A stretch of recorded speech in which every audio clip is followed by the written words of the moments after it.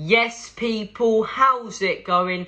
Welcome back to Lily White Lane. Hope you're doing good, hope you're keeping safe and well, and hope you're having a fantastic and a smashing Thursday afternoon. Hope you're keeping cool in this boiling hot weather, burn your arse off weather here in the UK, where it's scorching hot and in the middle of a heat wave. Quite literally, it's 35 degrees over the next few days. Whereabouts I am.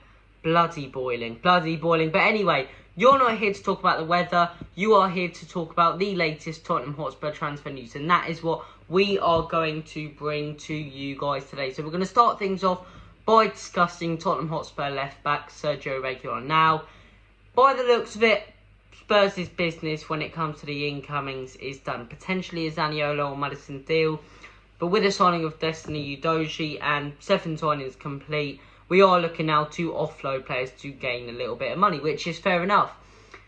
And the offload players that are being talked about most right now are Giovanni Lo Celco, Tunkian Dombele, and a new one today, Sergio Regulion. It's reported that Brighton from Dan Kilpatrick are now after and looking to sign Sergio Regulion after the departure of Marc Cucurella.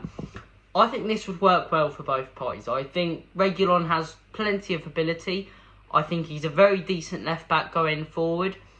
But does he cut it for Antonio Conte, where wing-backs are the main position? He's not really a wing-back, he's more of a left-back. He plays well in that 4-2-3-1 sort of formation, or a 4-3-3. He doesn't really work in a back five, and he's not the crossing type of left-back. But he makes some fantastic runs. And I think with the style of play that Graham Potter does play at Brighton, that attacking, free-flowing football, I think Regulion would really work at Brighton. I think it worked for us to lose him. Because let's be honest here, is he going to get in over Sessegnon? I would have said maybe before. Not at the minute. Sessegnon looks a new man. He looks reinvented. He had a fantastic game, a bloody great game against Southampton on the weekend. Then we got Perisic as well, who's probably going to take over that main spot at left wing back. Do I see him getting near both of those two this season? Probably not. So look, I reckon we can make a decent bit of profit out of this guy. 15 to 25 million. And yeah, I'd say let the deal happen. I'd say we can make a bit of money. Works for both parties. I like the idea of this. But let me know in the comment section below your opinions. Do you like Regulion, would like to keep him at Spurs and thinks he still has potential at this football club under Don Antonio Conte? Or do you think we should let him go to Brighton for a decent profit and a good transfer for both parties?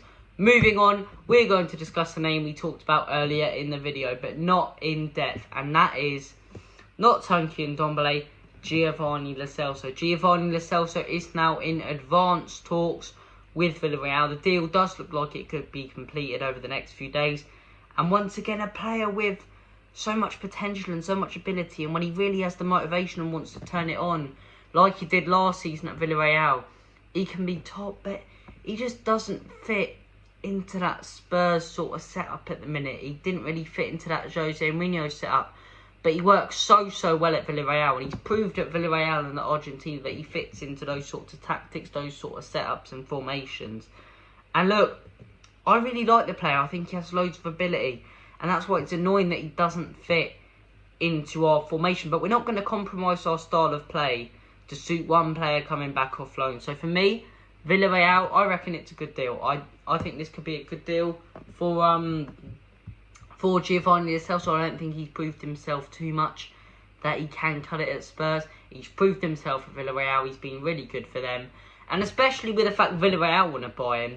They're a team that watched him, dominate in the Champions League and get them single-handedly almost to the Champions League semi-final last season, and boss it for Argentina in the Copa America. So they could be bidding quite a bit of money, and we can push that money up to 25 to 30 million for this guy, because they know how good he has been, and they do really want the player. It's not such a bid, oh, that bid's got rejected, we'll leave that transfer at that. They really want to sign this guy. So look, I push for this deal, and it does look like Spurs could make potentially 40 to 50 million on outgoings. If we can do that, I'd say it's a very successful summer, because we've offloaded players we don't need. If Tunkian Dombele can also go, potentially a few others. We've offloaded players who aren't going to play. We've cut their wage bill down, and we've signed players we're going to get straight into that squad and strengthen us. That, for me, is a very well organised and a very good summer. And credit to Enoch and Daniel Levy, because they've done their business when it comes to incomings efficiently instead of waiting for players to leave. And look, we've got that done early in the transfer window. And whilst other teams like Man United now are scrambling to get signings in, we can relax and potentially offload a few players. Maybe bring in one. It's really, really good. Really good. The most efficient we've been in the transfer market for years. But look, let me know your thoughts and opinions on Giovanni Lo Celco as well. Do you want him to stay at Spurs? Do you see a future? Or do you think he should move away? Those are the two transfer videos transfer updates we do have to bring to you guys now. Look, I'm buzzing for Sunday. It's going to be boiling hot at Stamford Bridge, but I am buzzing. I'm going to the Wolves game after. That'll be my first game of the season. But Stamford Bridge this weekend, huge, huge game. It's a real chance if we go at them with aggression, pace, power, to make a statement at a stadium where we haven't proven ourselves before, at a stadium where we've lost before. It's our chance to make a statement, to say we're not Spursy anymore, to say to these players, we're not here to muck about, we're here to contend with Liverpool's and Manchester City's. It's a real good chance, and especially against a Chelsea team that are struggling this season. So look, there will be a match preview on the channel for that game. I hope you guys are just as excited as I am.